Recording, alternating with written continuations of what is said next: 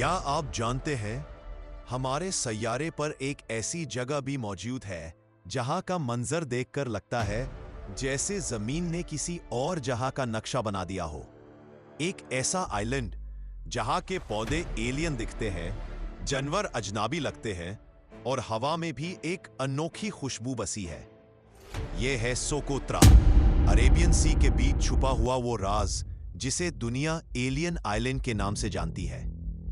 लाखों सालों तक ये जगह इंसानी नजर से दूर रही और इसी तन्हाई ने इसे दुनिया का सबसे अजीब, सबसे जिंदा अजूबा बना दिया।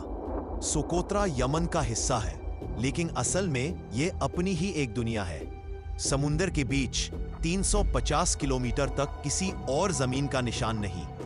यहां पहुंचना आसान नहीं।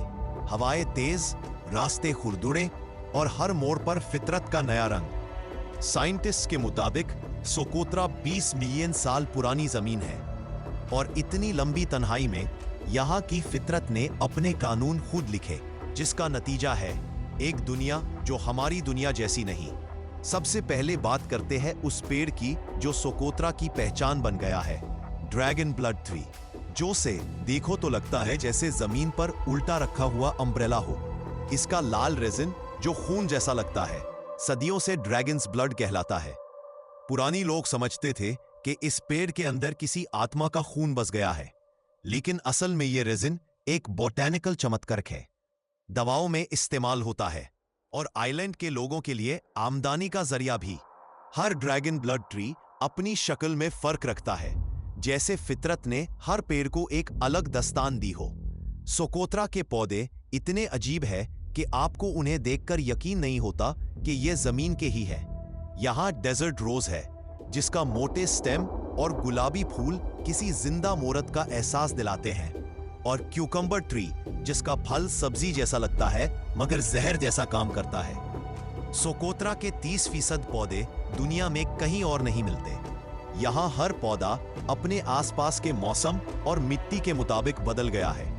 यह है एवोल्यूशन की असली लेबोरेटरी, बिना साइंटिस्ट के, बिना मशीन के, मगर फितरत के बेहतरीन डिजाइन के साथ। अब बात करते हैं उन मखलूकात की जो के एलियन की इस जन्नत में रहती है। सोकोत्रा के परिंदे इंसान से नहीं डरते, क्योंकि यहां उन्हें दुश्मन देखने की आदत ही नहीं। छिपकलियां पत्थरों पर राज करती हैं और इंसेक्ट्स इतने अनोखे कि उनका रंग और हरकत दोनों किसी और जगह से लगते हैं। यहां के जानवरों ने जिंदा रहना सीखा है, बिना जंगल के, बिना पानी के, सिर्फ पत्थर और हवा के साथ। और यह सब इस बात का सबूत है कि जिंदगी हर सूरत में अपना रास्ता ढूंढ लेती है, चाहे जमीन कितनी भी तन्हा क्यों ना हो। क्या आप जानते हैं सोकोत्रा में इंसान भी रहते हैं, लेकिन उनकी जिंदगी भी फितरत जैसी पुरसुकून और मुख्तलिफ है।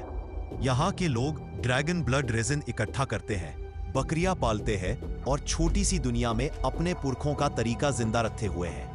उनके गांव पहाड़ों के दामन में छुपे हुए हैं। कोई शहर नहीं, कोई फैक्ट्री नहीं, सिर्फ हवा, मिट्टी और खामोशी।